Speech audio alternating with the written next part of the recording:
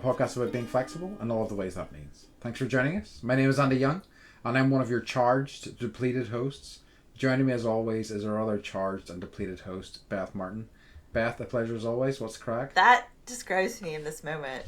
I'm Which completely one? charged and completely depleted. Yeah, actually, that's fair. I feel somewhat similar. yeah. I'm leaning more in column B, to be Yeah, honest. But yeah. Like, my voice is going, so I apologize if I have, like, the worst vocal fry you'll ever hear. Because you've been in New York and you've had to say, I'm walking here so often. Yeah, and, like, slamming people in the taxi. Yeah. Yeah. Come on, I'm walking here. Yeah. Etc., etc. That's not even one of the 5 boroughs. Anyways, people hate Exactly. California there for the most part. I had 2 people because they asked. They're like, "Oh, where are you from? Where are you from?" I'm like, "San Diego." I should have just said Portland. Yeah. But that would be a lie, and Harper would be like, "You're telling a lie." But yeah, I had 2 people that were like, "Oh, I love San Diego." The rest of it, people were like, "Well, I won't hold it against you." I was like, "Okay," but we were there for, I mean, a total of 6 days, but it was like 2 days of travel. So really, like 4 full days. We saw 3 Broadway shows. So we saw Wicked, we saw Hamilton, and because I'm the worst slash best mother ever, Book of Mormon. Harper had her. Yes, go ahead. No, I was gonna say, how did she enjoy it? Did she understand what at all? So she's like a total innocent. Like, she gets swear words. Because we swear in our house. But, like, you know, like, there are definitely very, very adult themes. You know, like, General Butt Fucking Naked, who's one of the characters, and she's like, ha ha ha. But, like, talking about, like, she doesn't understand female circumcision, I'll say. She's like, what does that mean? I was like, don't worry about it. Like, you'll understand. Don't worry about it, yeah. But, you know, like, I've been playing, because I went and saw it last year, when I went with my mom, and came home, and I was like, the soundtrack is just so funny, so we, like, listened to the soundtrack all the time, so she's, like, sitting next to me, like, mouthing all the words, and, like, you know, it was really cute. Love it. Yeah. So. Yeah. But, we did the Met, the Metropolitan Museum. I got to see, like, That's nice. Pollock's splatter painting, the really famous one. I got to see an Andy Warhol with Jackie Onassis, which is, like, one of my favorite pieces. The Gulf Stream I got to see again, Washington on the Delaware, and, like, you know, it's just, but it was interesting, like my daughter she's 11 today. Today's her birthday. Happy birthday, darling. But yes. She's like a country mouse, you know. So little things like that. I'm used to. That I visit there enough where the subway sounds don't bother me. All the yelling and the honking doesn't bother me. You know, and every time, like, there was, like, a sudden noise, she would, like, jump and scream, and everyone's, like, looking at her, like, what, you know. So I was like, yeah, you know, like, it's okay, but you're alarming other people around you. Like, you'll get like, I promise you'll get used to the sounds and everything. But, like, we walked our asses off, navigated the subways just fine. You'll be proud of me. One of the days, I did 22,000 steps. Hell yeah. I know. That was, like... No, I was going to say, no, that is great. I know. What I want to say is, I think, like, Harper's got the right of it. Do you know what I mean? You should be alarmed about how noisy that city is. Like, any large city is. You know, it's not conducive to, like, human existence, really. You know. No, it was funny because, like, we live in nature here, and so, like, any nature that you see there, like, we walk, you know, strolling through Central Park, and, like, she's like, oh my God, it's an eastern gray squirrel. And I was like, it totally is. We don't, you know, like, we have ground squirrels here, but just, like, the one. And there's, like, pigeons everywhere, and then those little fat sparrows that are everywhere, but that's, like, it. That's the extent of nature. So, like, and dogs. And that's the best part. Yeah. Because everyone, like, literally, everyone in New York has a dog, and they're all outside in the streets. And that's awesome. That's okay. Yeah. Love it. So it was, like, got to see all the dog walkers. Guys with, like, loads, or guys or girls with loads and loads of dogs. Loads of dogs. Yep. Yeah. Yep. And then we did. I would say one of my favorite parts we went to the Museum of Broadway, and my recommendation for anyone who likes musical theater or any kind of theater, like, it was so fucking cool. It like blew me away, and it was like for two people, it was like $90 or whatever, and I was like, oh, fine. The Met was 22 or whatever. Yeah. But it was like they have all these costumes, and they tell the story of like the timeline, and a lot of it is like you can tell based on what Broadway shows were coming out, kind of what the political and social climate was like. They have like my daughter's obsessed with Wicked, and they have the whole. They show you how like to basically build a Broadway show from start to finish, and you have to have like in order to create a show within one of the theaters, you have to have make these little models. And so we got to see the full scale Wicked model, and it's crazy how big that theater is, how many rooms. I did like a full 3D like visual tour of it, because for one show it's probably like there's like 200 people keeping it all running. Yeah, that makes sense. That's crazy though. That's such a big collection of people. I don't know, I bet that works for film, but I'd say it's also like, in terms of job security, it must be kind of scary as well. Yes. We were at a restaurant, and one of the ladies was like, like before COVID, I was doing great. I was, getting all these roles. And I guess during COVID, I didn't know this. I guess it makes absolute sense, but they had to shut down all the theaters for like 18 months. And I'm just like, every theater, you're assuming they have, at least that many, if not more people working. And, I'm grateful that there's so much new stuff coming out. Like every theater, I guess, has like a wait list because... Oh, that's good. Yeah. And like, then they were talking about like in the 80s when Times Square was a mess, and, a lot of the theaters, weren't being used for Broadway. They were being used for like, X-rated video viewings and that kind of thing. So it's just interesting to see kind of like this big resurgence of art. It does rock. Like, and I mean, I do. I remember visiting the Met. Jeez, when was I there? It's overwhelming. It is. Like 6 or 7 years ago, but it's cool. The theater scene there is just absolutely wonderful. It really is. Yeah. I don't think... Is the Broadway Museum relatively new? Yeah. Like, I've never seen it or heard of it. So... Okay, yeah. And it's like they actually have set pieces that they like took and then built in, and you're allowed to like sit and type and answer the phone, and like, so we have all these weird pictures of us like doing weird things, from different Broadway shows. So that like, it's really interactive. You get to like leave a heart note about like what Broadway means to you, or what brought you to Broadway, and the whole thing is just full of like just like all ages and all. I really, and they had bathrooms and lockers that were free. I mean, that is a big plus. Yeah. In my book. Yeah. Like, that is one of the most stressful things I found when I was in New York. It was like, where do I find a bathroom?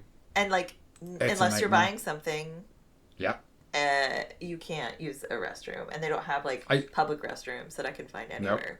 So that's why the whole city smells like pee. Yeah. I just ended up eating a lot as a result. I was like, I gained 5 pounds because I needed to go to the bathroom, basically. Did you go to the cafe with the singers? Yes.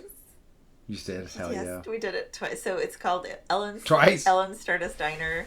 And I told them it was Herbert's birthday, even though it wasn't. And so they sang Defying Gravity, and then like did the confetti cannons.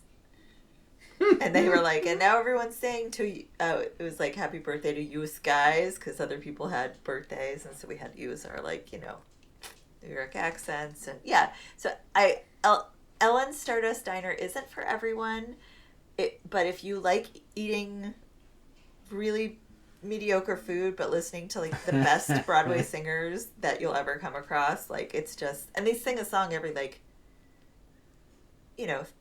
4 minutes. Okay, love it. And sometimes it's a duet, and like, it was good. It was really good. We had so much fun, and I was worried. Good. I was like, I told her, I was like, I'm different as a mom, like at home, because it's like homework, and I got to make sure that you're bathing, and I'm like, I'm gonna be different on vacation, and I made it like I had to like switch out of mom mode, and like after like our first night out, like because it's 3 hour time difference, so for us it felt like it was 3 hours earlier, and so we got out of Wicked at like 10, and I was like, do you want to go get dessert? She was like, okay. So like we went and got dessert, and like normally I would be like, we gotta go to bed, but it was like we didn't do any of that. I said yes to everything. And she had a great, like, I hope this is like one of her best memories. I think so. Yeah. Like, how could it not be? Because like it's something that she wanted to do. Yeah. And I feel like you really ticked all the boxes there. So awesome. I'm sure she did. Yeah. It sounds wonderful. It really does. And I sent you photos, but we went down to Tribeca, and I saw the Ghostbusters fire station, and they actually have like the Ghostbuster logo sign hanging outside. The sign's still there? Yeah. It's an active firehouse still. Oh, is it really? And so if the light's green, that means that you can, like, they're there. If it's red, it means they're out on a job. So the light was red, but we sat across the street and had, like, mocktails and french fries and just, like, hung out because I was like, we're here. Let's just, like, sit and enjoy this view. Yeah. And I asked the waiter, I was like, is it so cool that you just, like, work right across the street from the Ghostbusters fire station? And he was like, yes.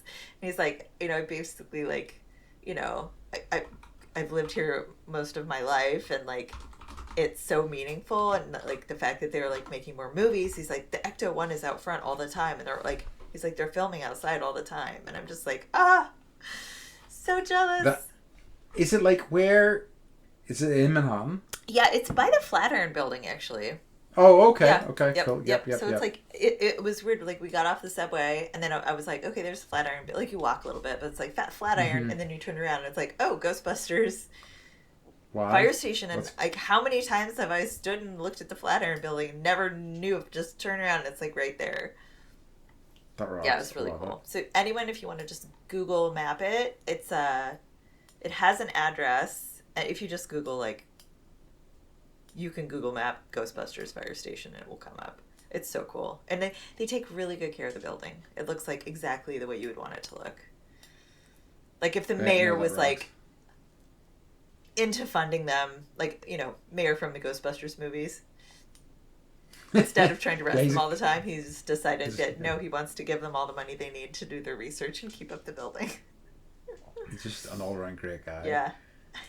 I'm just looking at the little case down here. That rocks. I know. Yeah, that's awesome. Yeah, I love it. I did not know that they had preserved it. I suppose it's still being used to film stuff now, so it makes sense that they would, but that's very cool. Yeah. Love it. How about you?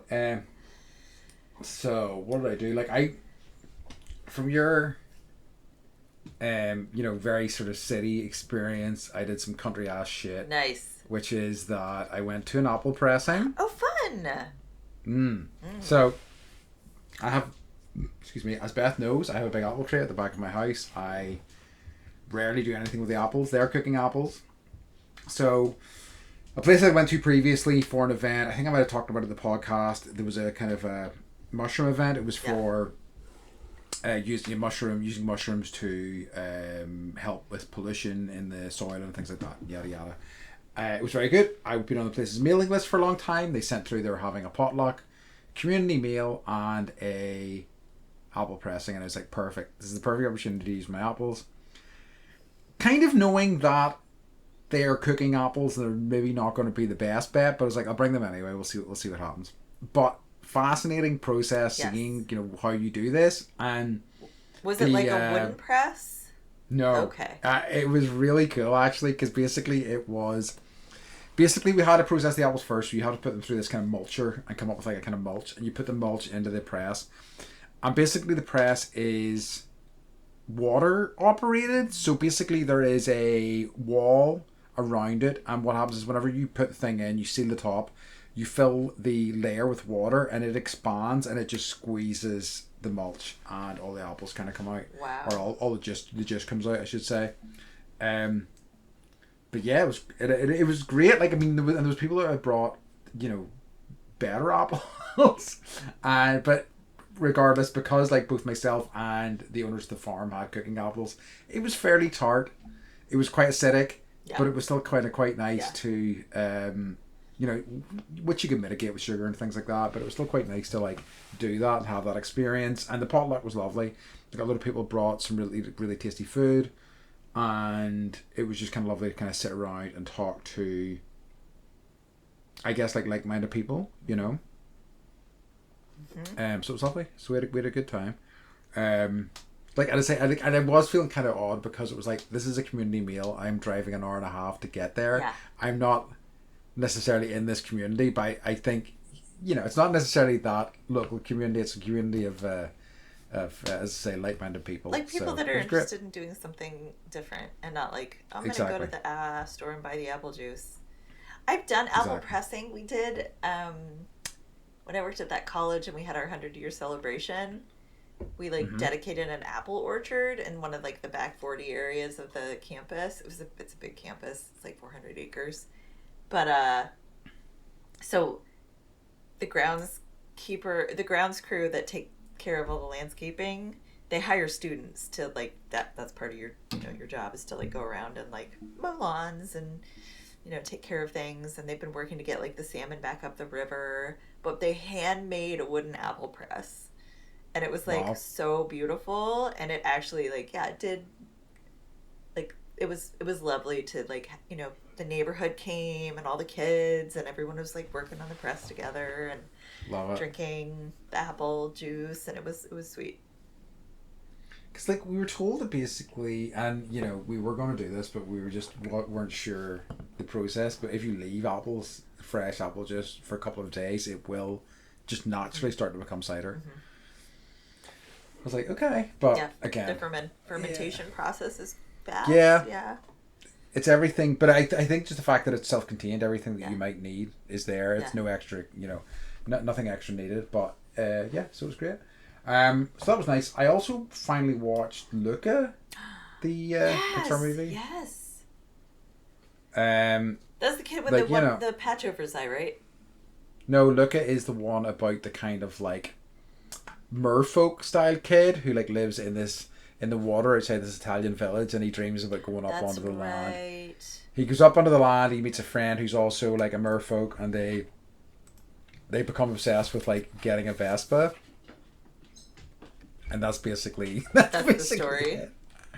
Yeah. And it's I got an hour in and was like, is this going to have that Pixar magic of like destroying me, yes. Not mentally, emotionally. Yes. And I'm already destroyed mentally, and 100% it did by the last half hour. So blum like a baby, but it was very good. I haven't seen it yet. Have you not seen that one? No, I'm sorry. My sister sent me. I was like, I'm going to share this. So my sister works for an art museum. She's like head librarian for an art museum, and she was like, "This is interesting. Here's a letter from a prison inmate that I got today." And it's like, "Hi, my name's blah, blah, blah. And like, I'm an incarcerated person and I'm really into art. And if you could send me some art books, that would be amazing. Here's my address." So she likes to Google people like me, I do, and I was like, well, what the fuck did this guy do? He was doing, this has nothing to do with anything. It's just interesting. He was, I don't know if this happens in Northern Ireland, but like in our gas stations, a lot of times you can put I think it's called a skimmer, and basically you put something in that steals people's credit card numbers when they pay for gas. And so he stole like over $1 million from like 9 different banks. Okay. And I was like, "Are you gonna send him any art books?" And she's like, "Yeah, no, like that's probably not the kind of money that the art museum wants me to be spending." I mean, That's the sort of criminal I can get behind. I know. In a lot of ways, as long as he's stealing it from the banks, it's like, if he's not stealing it from people, that's all right. I know. She's like, yeah, I don't want to be on one of this person's connections on the outside. Like, well, that's fair. He doesn't get out for another 3 years.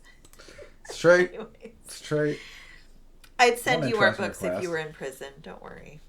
Thanks, I appreciate it. It's not what I want. I would want comic books. Can I tell you? I suppose, comic books are our books, right? It's true. Can I tell you one very New York thing that happened? Yeah. So it was our first night there, and we got in at everything was delayed. The flight was delayed. We had to sit on. We flew into Newark, and Newark's been in the news because apparently the whole airport is those are where all the planes are having near misses and almost hitting each other. Really? Yeah. So, and to the point where the president is like, we need to do something about this airport, and it is. It's falling apart. But they cut the budget and they fired everybody. That's what happens. Weird.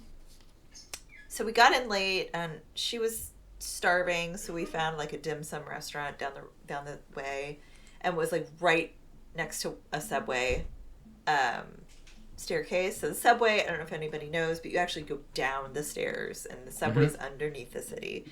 And so I was like, I still had a Metro card from last year, and I was like, well, let's just see if we can just go look. We don't need to write it, but just so you can see.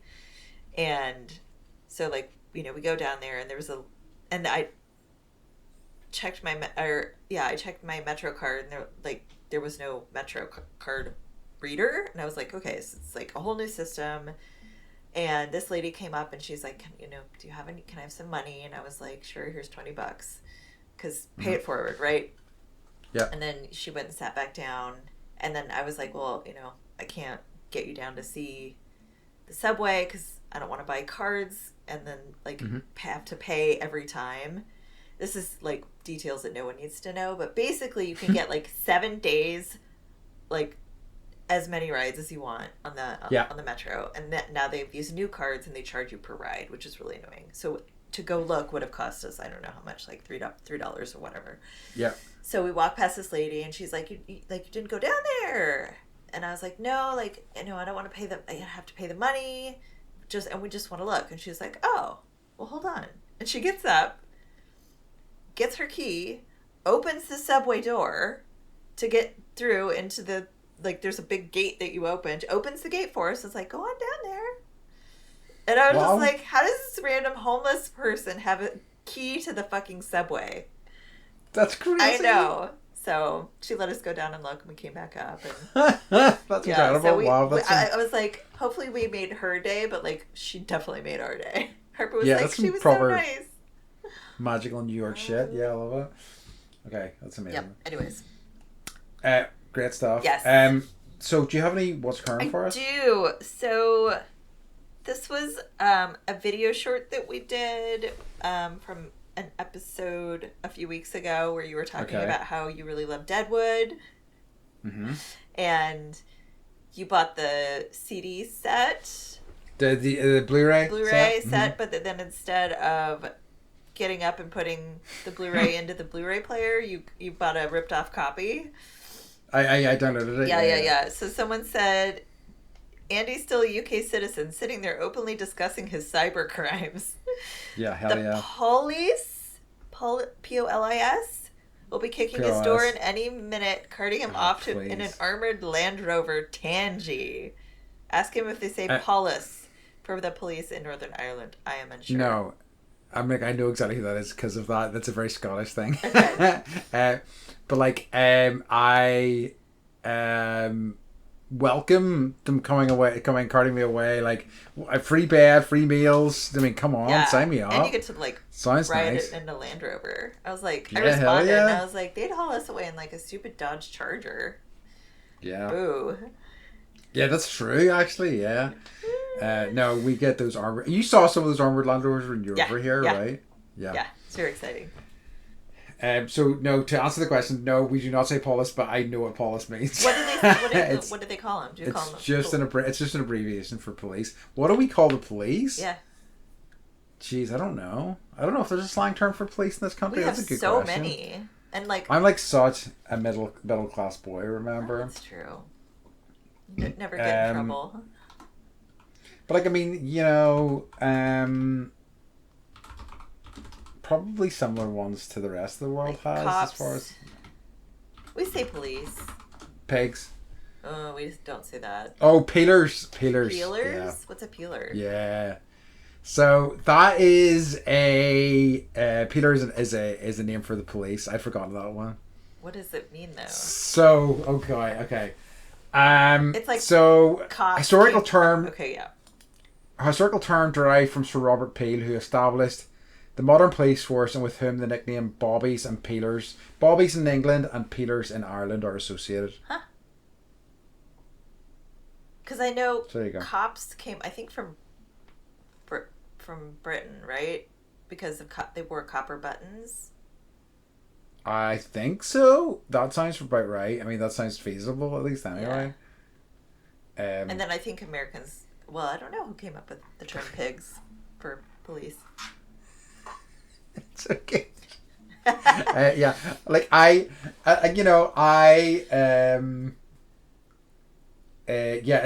forgot about Peters. Peters is quite a funny one. Yeah, that's the Northern Irish kind of equivalent Weird. of Paulus. Yeah, never heard that. Yeah, it is weird. But there you go. Obviously, we completely respect the police here at Bandy Podcast. Yes, we do. We probably know some of them. Psych. Yeah, we do. Okay, right. Shall we get on to our topic for the week? All right. I have nothing for clarification station. We're perfect. Thank God. Yeah, So we're on it basically. Yep. We're just nailing it. We're getting everything we say is correct. 3-point shot every one of these conversations. Exactly. That's a basketball reference, everyone. Sorry. I'm tired. I hope most of them get it. Anyway, so this week's episode is called Barry's Not Included. It's the movie Test of Time. So, we're delving back into another movie from our youth. Is this what you saw this one when you were a kid? I never saw this. Oh, have you not seen it? No. Interesting, cool. Like, it's interesting because, like, I feel like we're going to start getting into these films where, like, one of the two of us won't have seen it, which I think is interesting. Yeah. Okay. So yeah, this was definitely one that I saw when I was very young. I think probably around the time it was released, and I definitely find it. It's in that vein of like other sort of 80s sci-fi adjacent films where it's like kind of heavy and quite mature themes, especially considering like it's probably aimed at kids. Yeah. But yeah, what did you think of it then? Or how did you find it? So, just the quick synopsis. Aliens help a feisty old New York couple in their battle against the ruthless land developer who's out to evict them. So it was interesting because I just flew in last night. So we watched this the night before last. And I was there. I was in New York, like... Yep. So it was interesting, just like, okay, I'm sitting here and like, you can see like all of the gentrification that's that happens and continues to happen. And there are these little pockets of town where like you'll have skyscrapers and then this tiny little like... Yep. There's one down in the Battery actually by the Staten Island Ferry where it's like a 5-story building, and it's like for, I'm sure there's a story there. It might have been like Alexander Hamilton's orphanage or something. But that idea, I guess I enjoyed it, but I found it to be a lot. The themes were heavier than I expected for it being a movie about cute tiny robots. Yeah, it is. And I'm honestly not too sure in terms of who it was aimed at, but I feel like, Spielberg was involved. I think it was meant to be like in the vein of like E.T. and things like that. And like I suppose E.T. has heavy themes and stuff as well, Totally. But like I think a lot of those sorts of films that were aimed at kids back then could get away with having heavier themes maybe it's a good thing. I'm not too sure, but like I really felt like I wanted to cry throughout the whole movie, you know, because there's just so much like, you know, like, you know, the two Central New Yorkers that you're talking about, the couple, the Rileys, the wife has dementia, and like, as a kid, it's like, what is this? What do I do with this? I had to explain it to my daughter. She was like, why can't? I was like, well, there's this, you know, Alzheimer's or dementia, and like sometimes you just lose your memory, or you only remember certain parts of your life, but not like newer things. So it's like your short-term memory doesn't work as well. And I could tell her, like, you know, her little lights are like turning on of like, oh, is that going to happen to you? And I'm like, but it's not, like, genetically, like, it's not in her family. Yeah. And so, you know, you don't need to worry about that, which is like, I don't know if that's true or not, like with all the foods that we eat. And you know, it's like, these are the things that are going through my brain as I'm watching this movie. Sure. I'm like, am I going to get Alzheimer's? Exactly it. Yeah. And like, and it is, and it's like again, for like you know, for a movie that is, as to say, let's assume that it is aimed at kids, and I think it was. It's like the main cast, or your two sort of leads, are like in their 70s or 80s. You know, they are bygone stars. I mean, like, they've got chops for sure. I think both Jessica Tandy and it's Hugh Cronin are wonderful in it and really kind of watchable. I really like. They're both so great in it. And I think it's got such a lovely supporting cast as well. Yes, I love it. But it's like, I really did like the cast. But like, is there a single kid in it? I don't think there isn't. Is. I think the robots are like the representation. Yeah, the robot kids are. But it's like they had a stillborn baby robot, and I was like, oh my god! And they're like burying it, and then like Harry, the boxer, is trying to like figure out how to get it back to life. You know, and he's had so many like concussions that he's got brain damage, and he can only repeat like commercials that he sees on TV.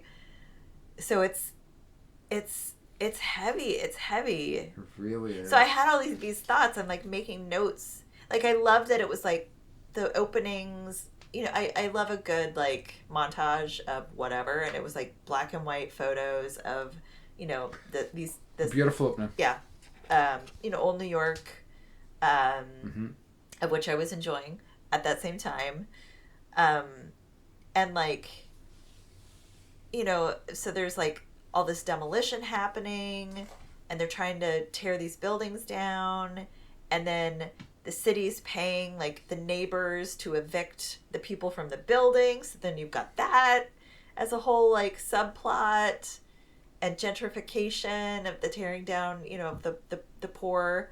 And I guess I'm gonna throw little facts in as I go, and then I'll probably have more of those later. But I guess they had to find like a city block that was basically like empty, and they built that building, and it was so real. Really? Yeah, it was. And like they moved in like, you know, like all of the like brickwork, and you know, so it looked like other buildings had been torn down around it, to the point where the garbage services were trying to like remove it. And they're like, no, like, we're filming a movie. And people were like going to the diner that this old couple ran, and trying to like, they were eating there. So it was like I don't know, it was interesting. And that I was thinking, like, also, none of these neighbors really knew each other, even though they lived in the same building. And it took these aliens coming down and fix it or whatever. Fix-its, yeah. To help them come together.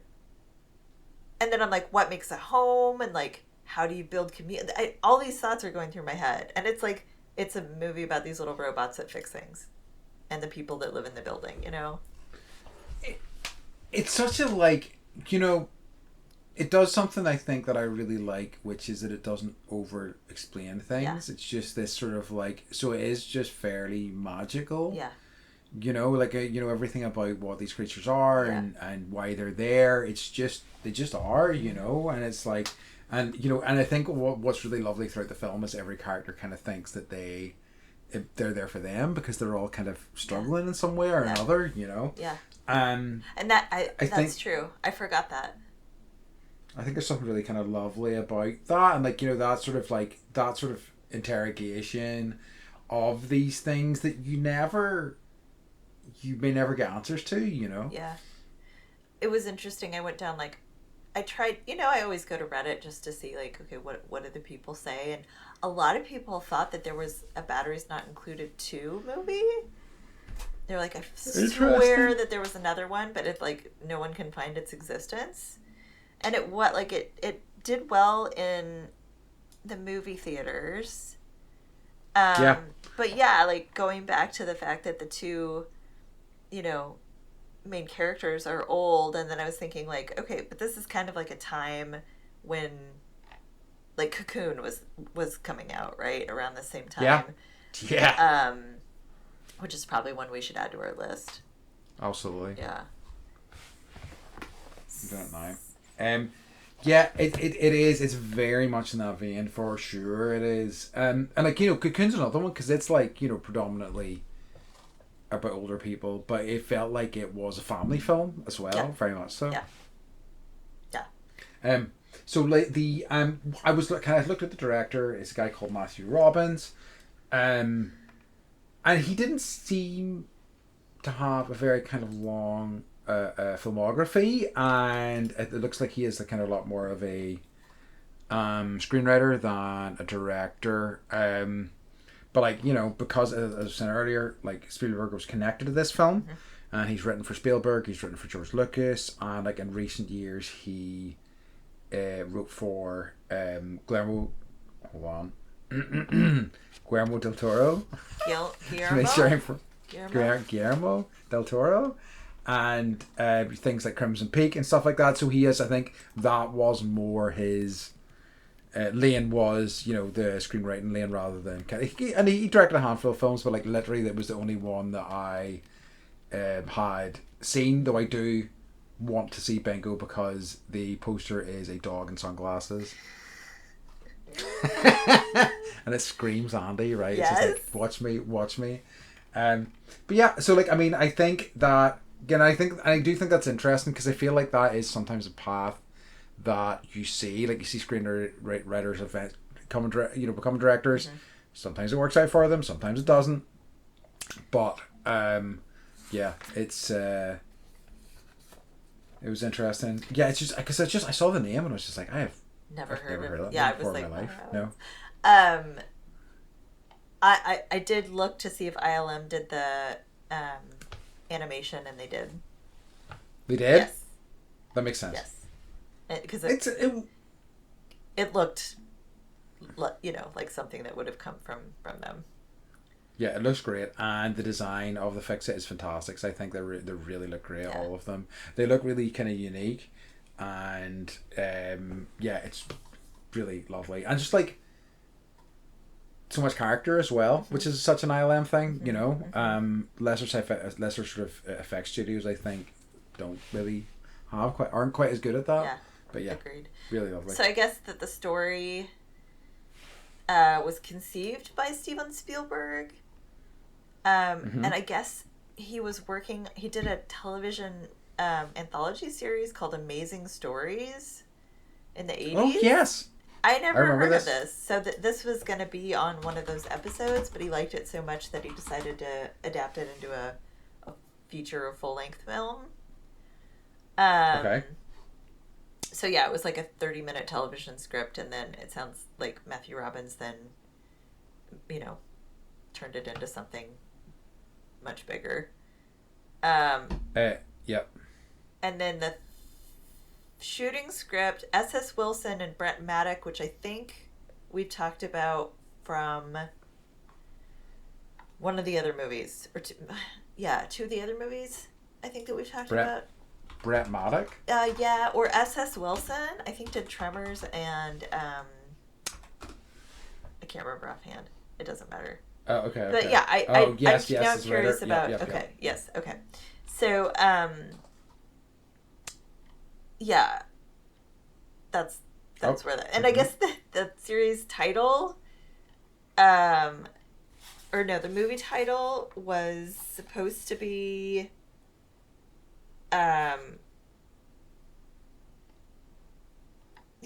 the horror film was going to be titled Batteries Not Included, but it was forced to change its name when this film was being written, and that movie turned out to be Child's Play. Wow. I know. That would have changed that whole... I don't even know how many movies they've made at this point. Very interesting. I have another great title change I'll tell you about in a minute. Okay. But I was just looking at this guy's writing credits, and it's really fascinating. Like, because he did Short Circuit. Okay. He did Tremors, 2 things that we've done. Yeah. Obviously, Barry's not included. Yeah. He also did Ghost Dad, which is the Bill Cosby movie. Remember that. Oh, God.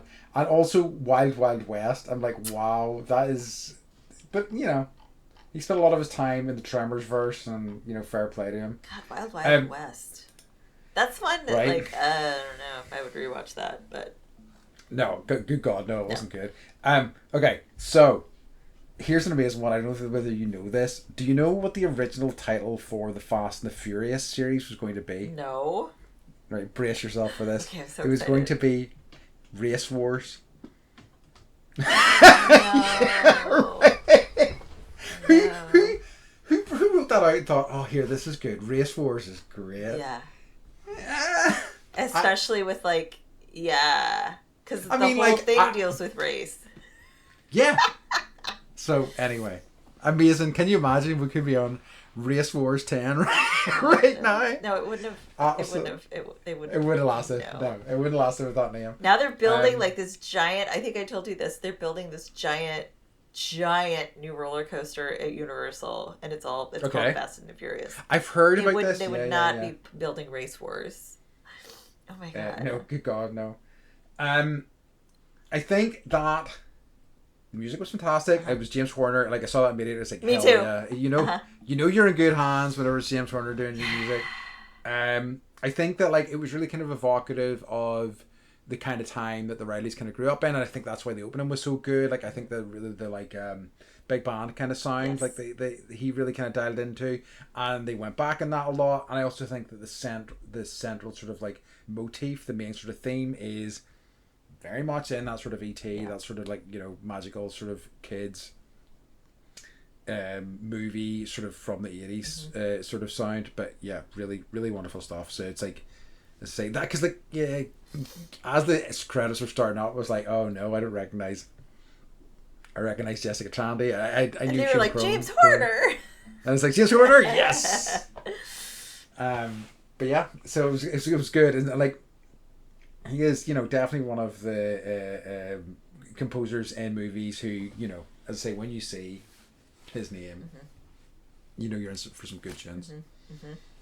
So, did you think that, like, did you believe the world that they created? Like, yeah, I think it's one of these films that I think that, you know, despite my limited sort of like experience with New York, it felt like it was filmed in New York. It was, which is always nice. Yeah. You know the way like a lot of films that are filmed are like set in New York are not filmed there. Yes. It like so clearly seemed to be, which I thought was really lovely. I really felt like it was, you know, kind of really kind of wistful and nostalgic in a lot of ways. Like, you know, because everybody, like, you know, and you know, and I think it's interesting kind of watching something that is 30 years old, that is like wistful and nostalgic for an era that is older than that, long gone. Yeah, it's an interesting sort of like watching it this time, you know, and I thought there was something quite like, but it didn't. It could have been quite preachy in that, and I feel like it wasn't. It just kind of like it kind of used that to kind of like flesh out the characters a little bit more. So yeah, like I really think that it felt really kind of like complete. I really love the fact that they didn't over explain the fix-its and what they were about. It worked well for me. I agree with that, and I think maybe there weren't children in it, but the way that the adults responded to the fix-its was very childlike. Yes. Where they weren't like, you know, we got to figure out, let's tear them apart and figure out how they work and why you know, they were just like, they're here to help us. We're going to take care of them. They're going to take care of us, and we're going to be friends. It was wonderful. It is like, it was a really like lovely kind of sense of wonder and excitement about these things. Yeah. And I think that like, because, you know, it already painted all these characters living in this building as kind of misfits anyway. Yes. Yes. That it kind of like, it felt like, oh, here's some more misfits. You're kind of part of our gang in a really lovely way. Yeah. But it ignited something in all of them as well, which was really lovely. It also like was, you know, really useful with Jessica Tandy's character in terms of her, like, I think somebody who was like maybe a little bit unmoored, finding some meaning in her life, some direction, stuff like that with them, which I thought was really lovely. But yeah, I you know, at the time, whenever I went to see it as a kid, I went to see it because there was cool robots in it, right? And I like, that's what I was there for. And it delivered because the robots were cool as fuck. Yeah. And they, you know, looked great, and they had like lots of fun antics and things like that, you know. They're adorable. But, they are adorable. But yeah, it was good. I feel like I had a point there, but I've lost my train of thought. I was reading just, you know, other people's reviews, because there's something, it's I can't, there was like this undercurrent, right, of difficulty, and, you know, it wasn't like as overtly like racist as Short Circuit, but there's this you know, movie editor that said that it was a corrosive portrait of the middle American selfishness and greed, exclusion and racism, either the most ingenious or the most subversive film of the year. Interesting. I know. That was a review of the time, was it? Wow, how fascinating. Yeah. It's interesting, like, how little those central themes have changed. Do you know what I mean? Like, this sort of idea of squashing all the small things and, like, you know, building new kind of corporate shit it's exactly the same things are still happening right now. Yeah. And I also love that, like, you know, the Fix-Its really bring all these people together. They're working towards a common goal. It shows their kindness and their empathy. You know, obviously that there's, like, you know, antagonists that are trying to, like, get them out of the building and tear it down because they want to build these big skyscrapers. But, you know, I appreciated, I think in a time, at least for me, when I'm trying to find community, and I'm trying to think about what that looks like, and trying to pick the right one and not the wrong one, right? And sometimes it can be confusing. It was just that I appreciated. Yes, I hear you. I see, like, whenever the robots are there and everything's going well, and they've opened up the diner again, the robots are working in the diner and everything, I'm like, give me like an extra hour of this. It was just really lovely spending time in that sort of place, you know, and he's like painting again, and you know, it was great. And like Harry talks, you know, and says Harry talks, and I'm trying to remember the name of the. And like Jessica Tandy's character comes to terms with like their son's death, and it's like, you know, it's like these heavy things. But as a kid, you're like, it's kind of like taking Harper to see Book of Mormon. Like, a lot of it's just like, you know, those things don't register. But as an adult now, I'm just like, this, it's definitely heavy, definitely watchable. I have a question. Yeah. Like, I don't know how to phrase this. Like, gentrification, does that happen in Ireland? Yeah, I think it does. Okay. Like, I mean, it's a different thing because it's like there's like a compression to, because like when I think about gentrification, you know, from the US point of view, it tends to be thinking about cities, right? By and large. Yeah. And like there's a compression to you know, certainly the size of American cities compared to the size of cities, certainly, you know, Belfast and whatnot, it's just so different. So like it absolutely does happen, but like not a ton of Belfast just because of the size of it, but like areas have been rejuvenated over time and things like that. But I know that London, for example, it's, you know, rife areas that were like falling apart have become, you know, huge, you know, celebrated hubs over the course of like 10-20 years. So it absolutely does happen. And I guess, like, it's happening more in the suburbs here, too. Oh, interesting. So you would have these, like, going back to Portland, you know, which is, you know, 20-25 minutes, or the town that I lived in is like 20 minutes out of the city, and it's like Salt and Straw, Voodoo Donuts, like all these things that, you know, pushed all these mom and pop businesses out, or have taken over. You know, we had like the neighborhood grocery, and then Walmart neighborhood came in, right? So it's like, cool. Yeah. So it's I would say here it happens more and more in smaller towns. I think that, like, you do see it. You are starting to see that being, you know, that happening. Like, I mean, I feel like for a lot of these companies, they have gained basically all the ground they're going to gain in the big city. So where next is to go out and just squash these other sort of small businesses. I mean, like, the town I live in is such a good example of that. Basically, a Tesco's was set up, and the Tesco's was massive, and it offered everything, and all the kind of small businesses that made up our town centre just went out of business steadily over the next kind of couple of years, you know. But yeah, that's where we went grocery shopping, right? Awful. Yes, I think we might have went to Sainsbury's possibly, but I don't think we went to the massive Tesco's. I can't recall. So do you have any favorite actors in it? I mean, I would say I think Harry the Boxer, right, who is played by Frank McRae. He did. I loved him. He's just this gentle giant, and again, not like no explanation really as to what's wrong with him, but you sort of piece it together because he's a former boxer. That, you know, there's probably some CTE, some brain injury going on there, and like, I was doing a little digging, and they really like tried to make the character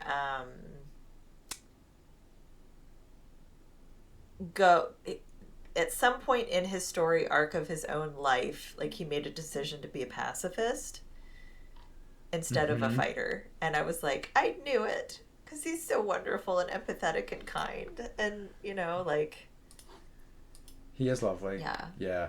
And I like the tiny baby robot. Yes, his connection and his like love of the robots is really beautiful. Like, it really is. What about? And I think they spur him to talk for the first time as well. Which is really nice. What about you? However long, I thought, you know, like, I really thought everybody was great. I mean, like, I think, like, I've talked a bit about Jessica Tandy and Hugh Cronin. I think they're both wonderful. Like, Hugh Cronin is somebody who, like, I recognize, but I don't think I've seen a ton of. I know he was pretty big act. I mean, I know Jessica Tandy was huge, but I think Hugh Cronin was as big. Do you know a fun fact? No. They were married. Were they really? Yeah. Oh, that's nice. I know. Okay, that's good. That makes me happy. There you go. But like, I really liked everybody. Like, I liked the artist Marissa. She's been in a lot of other stuff. She has. I remember her in like Rush Hour, I think. I'm not certain. Anyway, so like, but yes, really good stuff. And like I say, I don't know, just like, you know, I love a bunch of misfits. Do you know what I mean? There's nobody like who was like strong or tough. No, it was just like a lunch of, everybody, you know, was like just, you know, fucked up in their own way. Yeah, give me that all day. Yeah. Love it. Let me see, anything else. Stray thoughts that I've written down here. I just need, this is important. I wrote down, these robots fuck. I don't know if they do. There's like this, they do this little robot dance, and then like everyone's like, well, you know what's about to happen, and then they go and have like, I was like, wait, what? Yeah. So it's good. Yeah, any other thoughts? Because like I'm listening to time. Okay, so I just have a couple. I have like a fact that's kind of weird. So the Marissa character and the Carlos character. Carlos was the antagonist and Marissa was the pregnant lady. Yes. They both passed away on October 14th. Oh, really? Not in the same year. She passed away in 2014 and he passed away in 1989, but they both passed away on October 14th. Which I think is strange. Yeah, that is strange. Yeah. That sucks. Who was the other one? So it was Marissa and who's the other person? His name was Michael Carmine. He played Carlos, who she kept calling Bobby, thinking that like he was the dead son. And he was like, I'm not Bobby. Oh, that whole thing was heartbreaking. Like, that was so heartbreaking. It was so heartbreaking. And like that it really got me good. And like, you know, and then like his almost sort of like turnaround in the end where he was like, "Oh, what the fuck have I done?" Yeah. and became a bit more sympathetic. Yeah. I thought that was nice. That was a good, nicely handled. Good turnaround. Also, like, I got a little political when I was thinking about it. Sorry, everyone. But I was like, okay, we have these aliens coming in, or immigrants, or whatever. Yeah. Fixing things and making no money. That's a good. For people. Yep, that's a good read. Like we're, and not getting, taken care of except for like some random stranger in a basement. So I don't know, just like they worked for. I think that's really good. They worked for, yeah. I don't know. And also like the fix-its are made from, like, they would gather old pieces of metal and, like, create, like, themselves a little bit, or, like, fix themselves. Yeah. And then, like, give birth to little baby robots, but they realize that, like, they're made, that's part of my toaster, and that's, like, part of my spoon set, or whatever. So, I don't know, I thought the idea, like, the theme of, like, deconstructing something that's old for what is new holds up, I guess. Yeah, that's true, rather than just bulldozing it and just completely building it from scratch. Yeah, and then I went down like a completely different rabbit hole where I was like, well, now basically they are AI and they're the fixers, and now that's going to happen to us. Yeah, that's true. Right, bring it on. Sorry, bring it on, sorry, Andy. Taking you all over the place. No, I'm fine. I'm fine with AI taking over. I mean, if the AI is like the fix-its, like, bring them on. But, they can freaking carve me up and use me for parts. There you go. As long as they're cute. As long as they're cute, yeah. You want to murder me? Fine, bro. Okay. So, do you want to get on to Too Legit to Fit? Yes. Okay, so who had the best outfit in the movie? What are your thoughts on that? I think the painter. Yes, 100%. Yeah. He was. I said I really like Mason's fit, but Faye Riley also had a strong outfit game. Yes. Just I like all her like sundresses and like big hats and stuff like that. Yes. And sunglasses. Agreed. From a bygone era. Agreed. So yeah. Bring it back. Strong outfits, all right. I kind of like the simplicity of like I forgot his name. Is it George?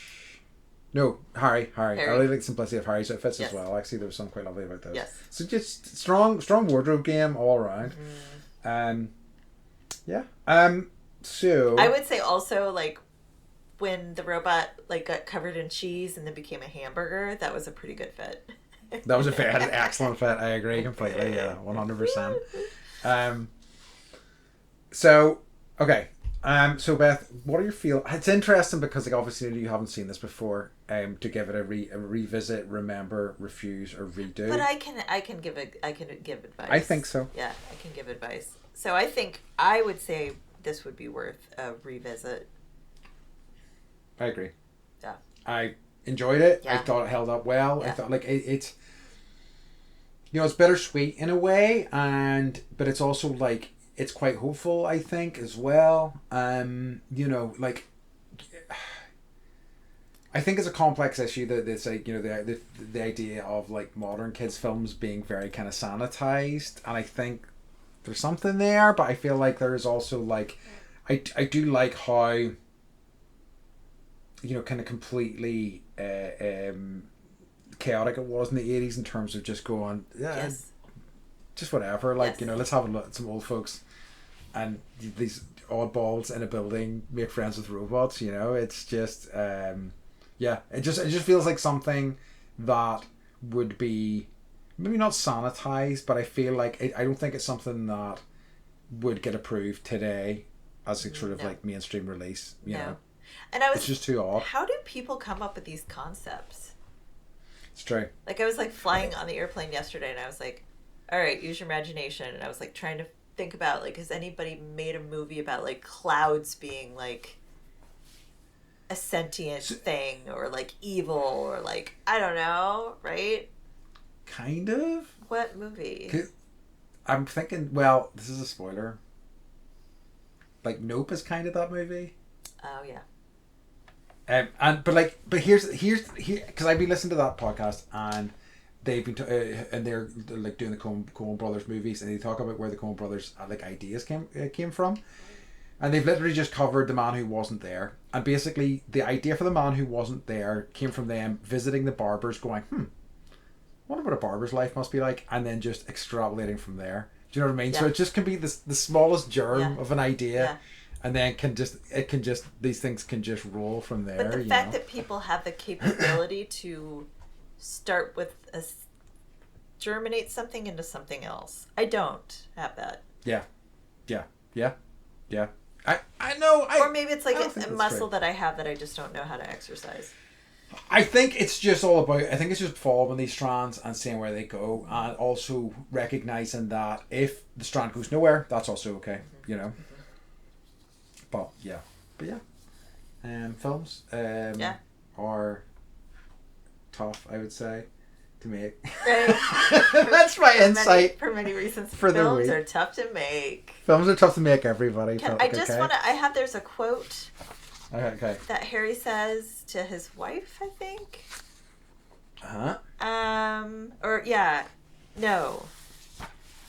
His wife, Faye, says to Harry, because he's, like, what is this? Oh, Frank? Frank, sorry. What is this? Yep. What is this miracle?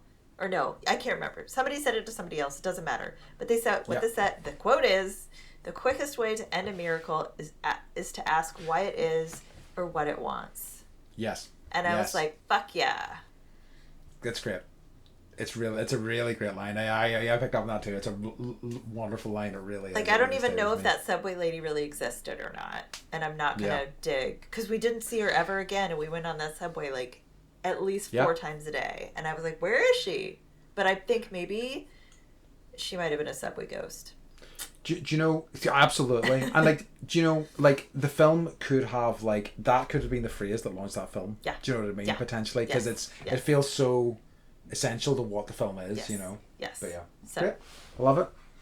So yeah, check out Batteries Not Included, everybody. Okay. So Beth, what's been bringing you joy this week? You got so much joy this week. I've had a lot of joy. Hell yeah. You know, I just, like, I had a couple moments, like, I hold myself together pretty well, but, like, I really had a couple of, like, wistful, I might cry. I had some wistful moments where I'm just like, I'm in this place, I'm healthy enough, I can take my daughter on an adventure, and she was like, I feel like I should, like, she's like, I brought my own money, I want to buy you something, and I was like, I don't want you to buy me anything. I was like, someday what I want you to do is to forgive my flaws, forgive my faults. And she's like, you don't have any. I'm like, as you get older, like, you just start to see these things in your parents, and you're going to see them in me. And I just hope that you'll forgive me that. But, like, that's not joyful at all. But, like, I'm just like, we had the best fucking time, Andy. Yes. No, I think, and it sounds lovely, and I think the joy is in exactly what you said at the start, which is that you're healthy, you're in a place that you can do this, you have done it, do you know what I mean? That's huge, and that's fantastic. Yeah. And that's joyful for you and Harper, it's joyful for the rest of your family, it's joyful for me that you're, you know what I mean? Yeah, like, so and it was like healing for both of us too, because she does, she was in it with me, with all the sickness and the scary times. And so I feel like for both of us, it was kind of like very, very healing in that way. Yep. And we got to go to Broadway. So hell yeah. Healing 3 and Broadway, times. Right? 3 times. Count them. So, yeah. I love it. Yeah. What about you? So like I am so do you remember whenever you were visiting me last year and I was playing a video game, and in the video game you saw me blow up some aliens, and then you saw me ask for a hug from one of my fellow players, and they gave me a hug, and you said this is your perfect game? Yes. So I'm back in the bullshit. Okay. I'm playing it again. It's the one that looks kind of like Super Troopers, right?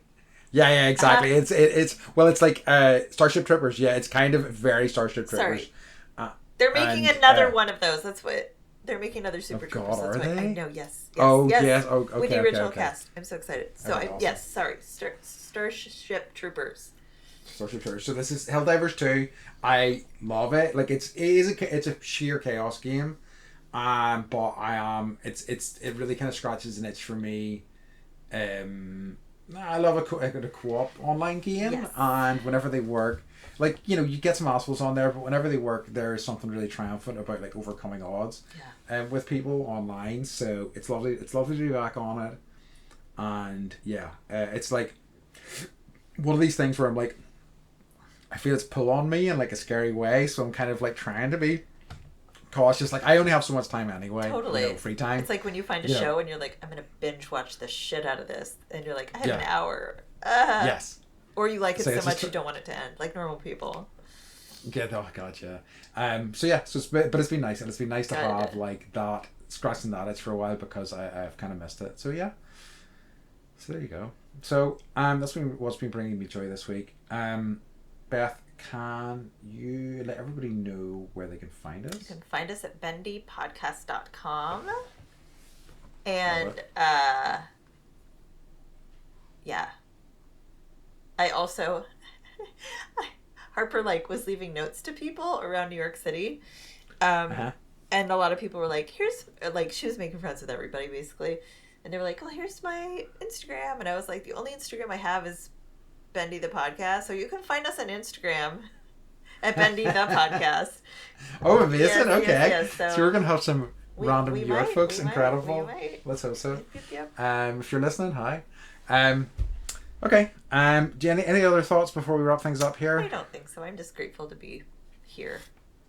You and me both. Yeah. Love it. Yeah.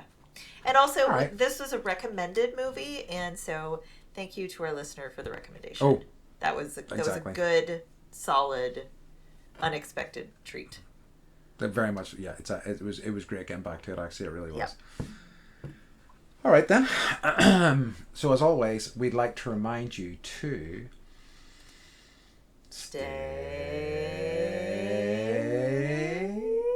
bendy.